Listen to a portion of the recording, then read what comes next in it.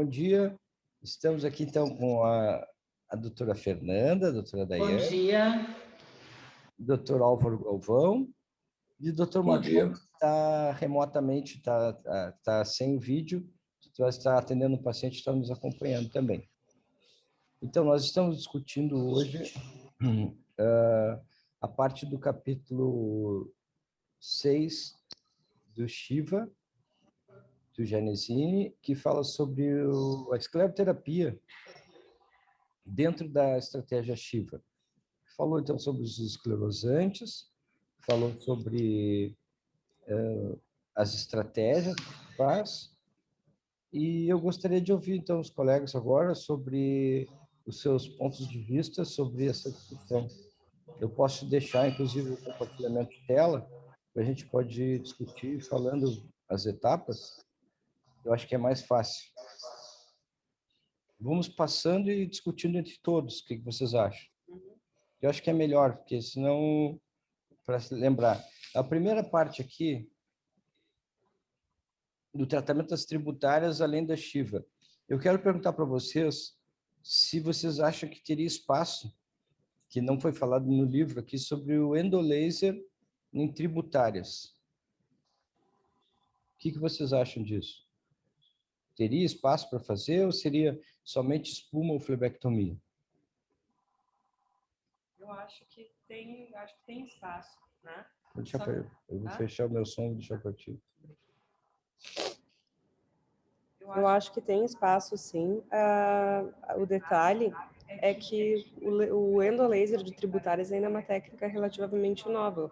Acredito que quando foi editado e feita a impressão do livro, era menos popular ainda do que hoje, né? E a gente tem visto agora pela experiência dos últimos casos, dá um bom resultado.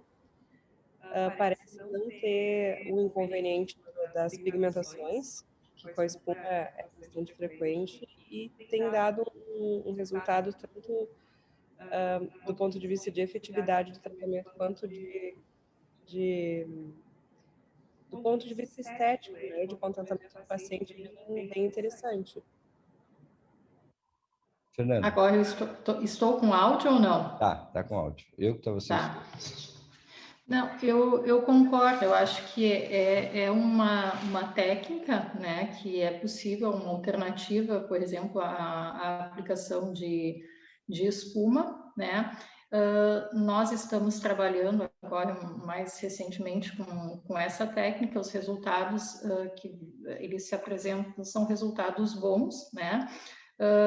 Uma pergunta que eu faço para vocês, quando vai fazer tratamento de endolaser em tributárias, se a princípio a gente fecharia só o início dessa tributária ou faz toda a tributária com endolaser, né? Porque uma das opções seria só fechar a saída dessa tributária, ver se ela já vai diminuir, né? E depois avaliar se tem que fazer uma flebectomia ou não. Mas acho que sim, acho que é uma técnica que deve ser considerada. Bom, assim, não é uma técnica que dá para usar em todos os casos, né? Aliás, é uma técnica que dá para usar em casos restritos, não são, em poucos casos dá para usar o laser de tributários. Mas se tem uma tributária retilínea e um segmento relativamente curto, não é uma coisa muito extensa, a gente, com um pouco de paciência, vai fechando essas tributárias com uma fibra de 200, por exemplo, de 400, e vai fechando ela. Se é uma tributária mais extensa, o fato de fechar toda ou fechar só uma parte depende do que se combina com o paciente. Por exemplo, se é um desejo estético de tirar, eu acho que não tem sentido deixar uma parte. Daí você vai fazer, já faz tudo. E aí, no caso, se for muito extensa, de repente parte para a estratégia ou fazer a espuma ou fazer a flebectomia. Ou talvez combinar. Pode fazer a tributária com o laser na parte onde ela é maior e a parte onde ela é mais estreita, complementar com espuma, né? Se a gente Sim. tiver o domínio da técnica, tiver segurança, porque não vai ficar manchado. Álvaro, tu tem experiência com laser de tributárias? Não, eu tenho pouca experiência com leis tributárias. Eu tive a oportunidade de fazer num workshop algumas e depois apliquei em alguns pacientes, mas eu realmente apliquei em pacientes que tinham veias retas, né, um trajeto retilíneo. Aquela múltipla punção, eu senti uma certa dificuldade na técnica e realmente, comparado ao tratamento que é feito com espuma, a espuma se torna mais exequível por várias questões, assim, por uma questão de custo, questão de acessibilidade, facilidade e uma negociação com o paciente para fazer uma drenagem, para tentar limitar um pouco esse processo que a Daiane comentou, que é a pigmentação inevitável, no caso da espuma. Mas, do ponto de vista técnico, sem sombra de dúvida, é exequível. Eu acho que, como a gente pode escolher o caso e definir, sem sombra de dúvida, poderia ser colocado como uma alternativa, sim, e interessante para fazer, sim. Ok. O Marcondes está atendendo, provavelmente, um paciente, mas quando ele aparecer, a gente faz essas perguntas para ele também. Eu estou atendendo, já falamos, tá? Ah, ok. Ok. Então, vamos passar para a próxima etapa aqui. Falando de escleroterapia, dos agentes esclerosantes, acho que aqui não tem um ponto de discussão maior. Em relação ao tratamento das perfurantes com a escleroterapia, ele fala dessa técnica de Tessari e de Monfort, onde a Monfort seria uma técnica que usaria mais ar, seriam 8 partes de ar para uma parte de líquido, e ele fala que, então, que nessa técnica tem mais estabilidade e é usada para tratamento de recidiva de coto safenofemoral, de fechamento de perfurantes. Então, ele fala em fechar perfurantes com essa técnica, mais porque ele considera que a técnica de Monfort, ou é Monfrey, me perdoe se eu estiver pronunciando errado, essa técnica ela é limitada à difusão. Se você parar aqui, ó, pouca difusão da espuma por causa da alta viscosidade. Então, se coloca bolhas mais homogêneas e controla a progressão parando a aplicação. Eu quero saber dos meus colegas se vocês já viram, têm familiaridade com a Simon Flow, e o que vocês acham dessa ideia de usar esse tipo de diluição? Se alguém tem experiência com isso, né? E se quer fazer algum comentário sobre isso. Experiência prática eu não tenho. Casualmente já teve situação em que a assistente diluiu pouco líquido e teve muito ar, e a gente percebe que a bolha fica grande e, no meu entender, instável. A transformação de bolha em líquido é como se a bolha tivesse uma ruptura mais rápida. Então, na minha interpretação prática, percebi isso.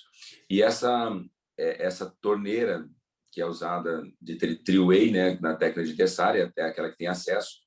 Quando nós estivemos lá na Polônia, eu recebi de um dos estandes uma doação de umas torneirinhas de apenas 2 vias, que acho que é o que casa com essa técnica de Monfrey.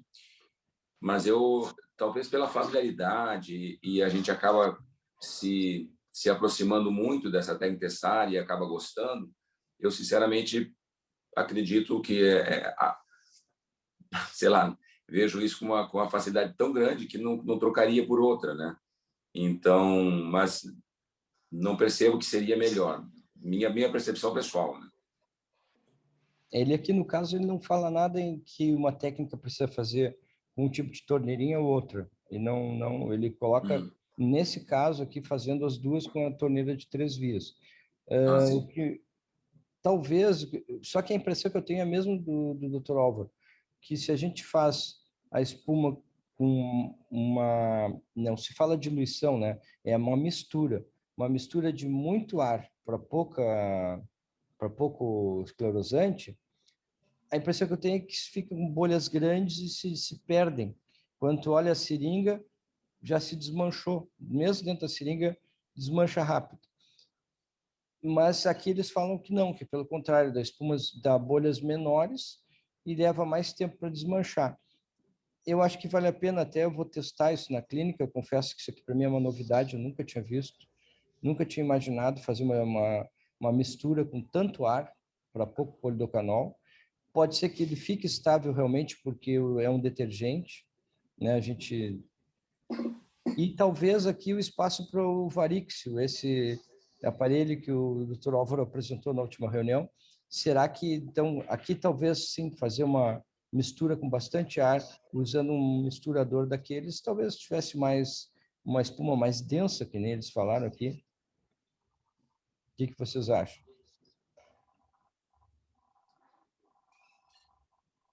Na verdade, voltando à história do Varixio, ele tem a disponibilidade de ar à vontade dentro da cápsula.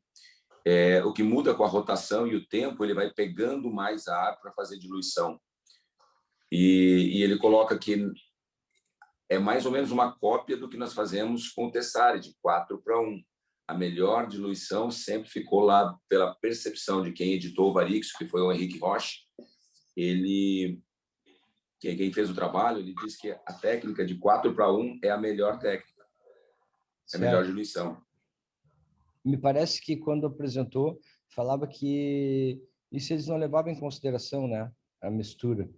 Que as variáveis eram a rotação, o tempo de rotação e a concentração do esclerosante. A mistura de ar, ela se misturava automaticamente. Deixa misturar e o que sobrou de ar sobrou, o que não sobrou está pronto. É isso, né? Exato. Exatamente. As meninas, doutora Daiane, doutora Fernanda, querem dar algum comentário? Não, eu realmente não tenho experiência com essa técnica, então... Mas também tenho a mesma impressão que tu comentaste, que parece, né, da impressão que uma mistura com tanta quantidade de ar, que vai diminuir a estabilidade, mas é uma impressão, né? Eu acho que a gente vai ter que fazer, né? Tem que fazer testar na clínica, fazer a mistura e ver realmente a estabilidade dela, porque ele coloca que ela seria com uma estabilidade mais alta e a indicação seria para em casos que a gente consegue controlar melhor a progressão, né, do agente esclerosante. Mas experiência eu não tenho, realmente não tenho com a técnica de Monfort. Ok, vamos adiante.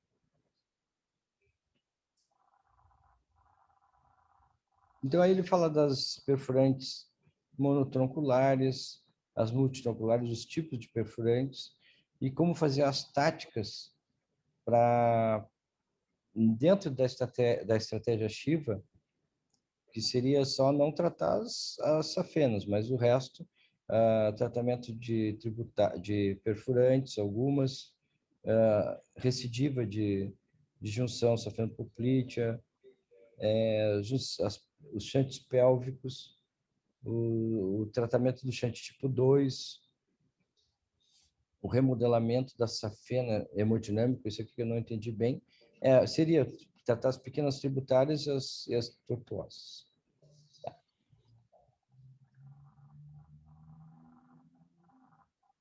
E depois fala, então, das perfurantes especificamente, né? Falando que faria cirurgia para as perfurantes curtas e para as perfurantes multitronculares. E todas as outras podem ser tratadas com escleroterapia, as perfurantes.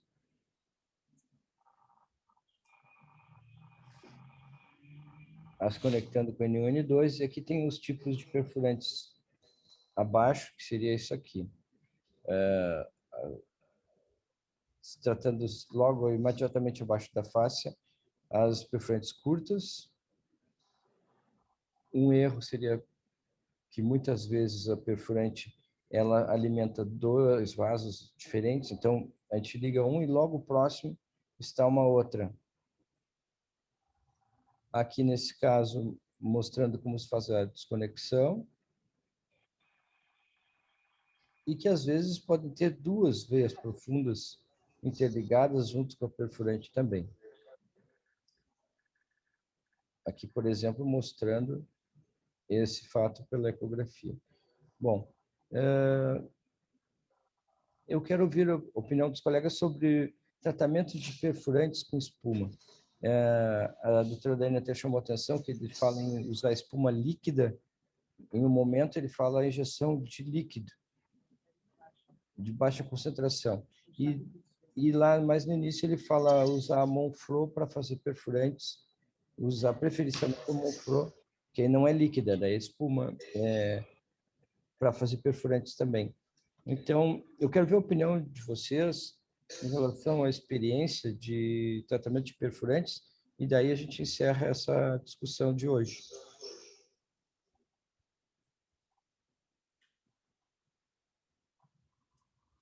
Doutora Fernanda?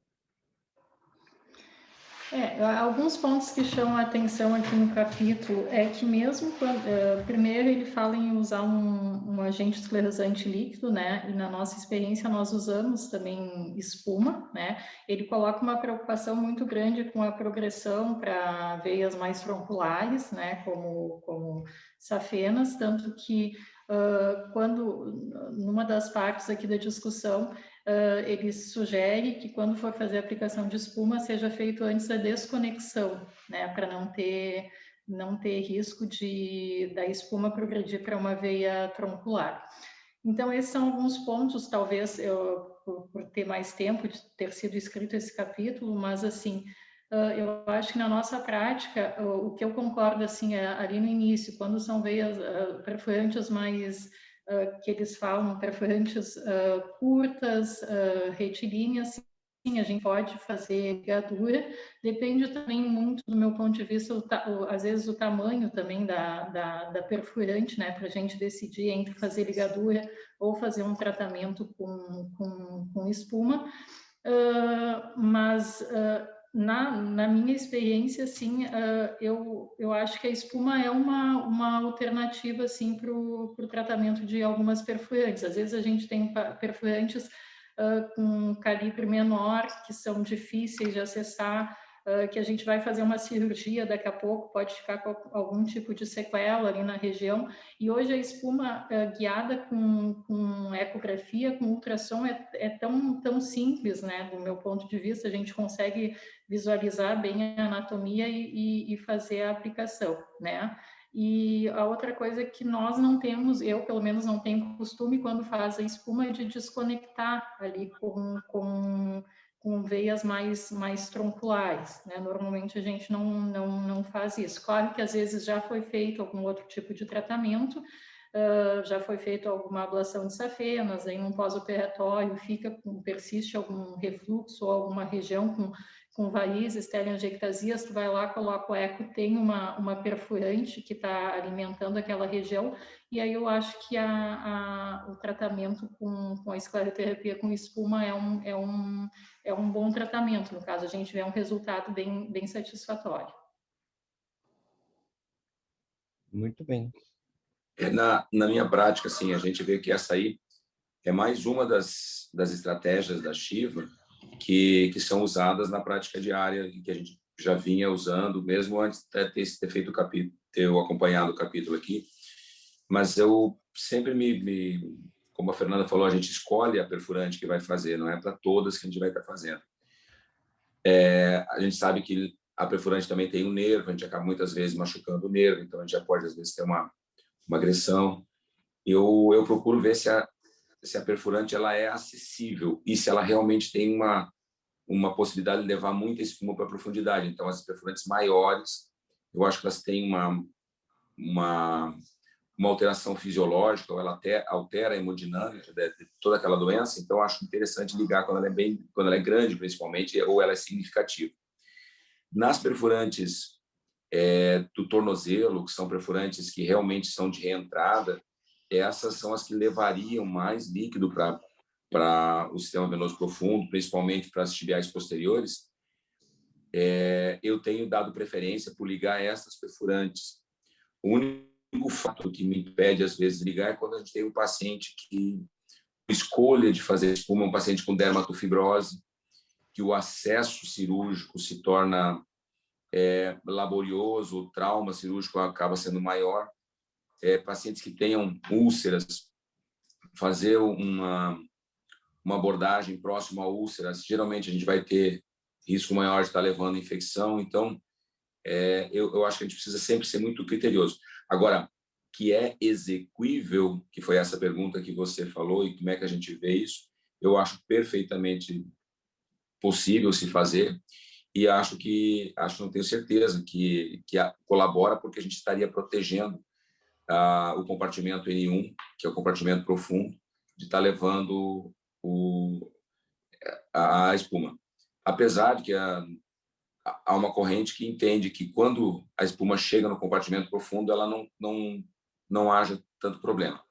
Eu costumo, quando vejo que o paciente tem algum edema, sempre a fazer um acompanhamento no pós-espuma, pós-uso de polidocanol, para saber se as musculares ou as gastrocnêmias também desenvolveram. E o índice de trombose, eu não vou dizer raro, mas ele é muito pequeno. Então, assim, uma vez que a gente saiba coordenar a quantidade de espuma que está colocando, você ter uma lesão lá dentro é mais difícil. Eu não sei se na experiência de vocês fazem esse acompanhamento para ver como é que as musculares ficam, mas é muito difícil a gente ter se a gente coordena bem a quantidade de espuma.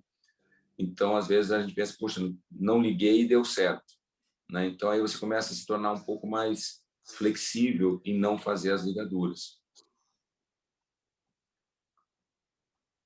Bem, doutora Daiane?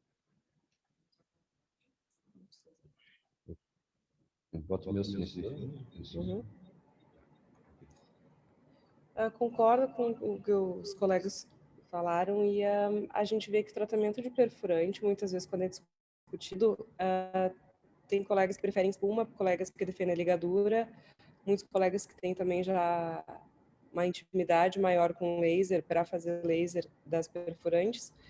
E eu acho que é bom lembrar também que muitas vezes a melhor técnica é aquela que o cirurgião tem melhor domínio e conhece bem, e sabe fazer bem, e vai indicar bem, né? Porque todas as técnicas vão ter o seu ponto positivo e o não tão positivo, né? Tanto o laser quanto a ligadura cirúrgica, daqui a pouco vai ter um risco maior de fazer alguma lesão de nervo, né? Alguma lesão ali do tronco, né? Que sai junto com a perfurante, que a espuma daqui a pouco não vai ter.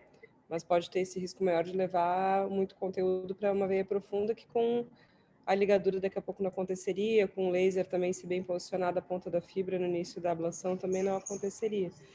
E mais uma vez o laser como da laser de tributária como não foi comentado no livro, também laser para perfurantes, acredito que pela edição, né, do livro ter sido um pouco mais antiga, não contempla, não inclui essa técnica também.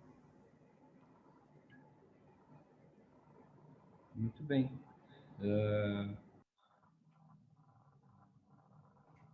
Ok.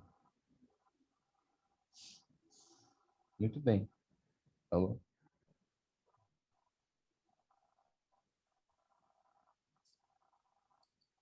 Bom. Viu, Albernaz, depois,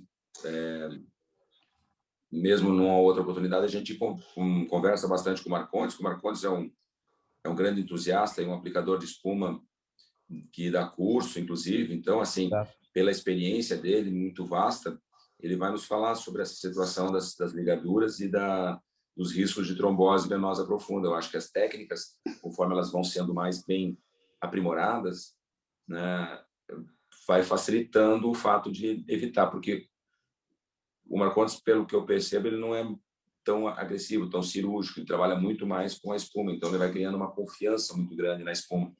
Eu acho que a experiência dele vai nos ajudar muito em relação a isso depois. Estamos aguardando um pouquinho, daqui a pouco pode ser que ele entre. Enquanto isso, eu vou tecer um comentário também. A indicação das perfurantes realmente é um calcanhar de Aquiles para nós, porque quando a gente faz a espuma, não é infrequente do paciente ficar com tornozelo, principalmente nessas veias de espuma para perfurantes de perna, de tornozelo. Não é infrequente o paciente ficar com tornozelo vermelho, endurecido por um tempo e ficam muito queixosos com isso. Talvez a gente esteja usando uma concentração grande, mas e às vezes não fecha, inclusive. Quando a gente usa o laser para fechamento das perfurantes de tornozelo, não é infrequente lesão de nervo. O paciente fica com alteração de sensibilidade local, e isso também, por isso que tem que ser bem selecionado. As perfurantes que são um pouco mais retilíneas, que dá para fazer com laser, a gente faz bastante até. E a flebectomia, no caso, seria a ligadura da perfurante por cirurgia, continua sendo uma excelente alternativa, porém, ainda com a possibilidade que a gente sempre procura técnicas alternativas para evitar justamente o corte, né? O risco da infecção. A gente já fez mais de uma vez, algumas vezes já, fechamento, ablação de perfurante com endolaser dentro de úlcera. Então, quando está aquele tapete de tecido de granulação, a gente usa o ultrassom com gel protegido e vai dentro, no meio da úlcera, se encontra a perfurante, frequentemente uma perfurante grande, a gente entra com um endolaser dentro dessa perfurante através do tecido de granulação da úlcera, mesmo sem a úlcera estar fechada, lógico. E fecha ela, que dá um resultado muito bom. Até hoje nós nunca tivemos nenhum caso assim, de infecção que nos preocupasse em relação a isso. Laser, endolaser com úlceras abertas, a gente faz com frequência de rotina, também sem risco de infecção. Então isso é uma coisa que não preocupa. Agora, quando se faz a incisão para fazer flebectomia ou ligadura cirúrgica, eu já tenho mais medo de infecção, porque faz uma solução de continuidade da pele, e é diferente. E em relação à espuma, sim, né, a gente não deve fechar todas as perfurantes de tornozelo. A gente tinha uma rotina antes da leitura desse livro, em todo o nosso grupo, de fechar o que fosse visível, o que tivesse presente, como o Kazumiaki faz, tá? E agora a gente está sendo um pouquinho mais flexível nas indicações. A gente está considerando mais as perfurantes de reentrada e pensando muito atento ao refluxo da perfurante e fechando, então, no tornozelo, perfurantes seletivas, aquelas que realmente a gente tem certeza que estão sendo motivo daquelas varizes que estão na região. E ainda é muito cedo para a gente dizer se nós vamos ter mais recidiva ou se isso vai ser suficiente para resolver o problema dos nossos pacientes. A gente está de olho nisso, né? Será que o Dr. Marcondes já está presente? Já poderia fazer um comentário conosco? Marcondes, que ele está atendendo uma urgência.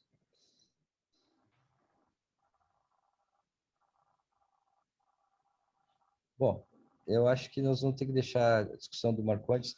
Na próxima reunião a gente toca nesse assunto e pede a opinião dele, então.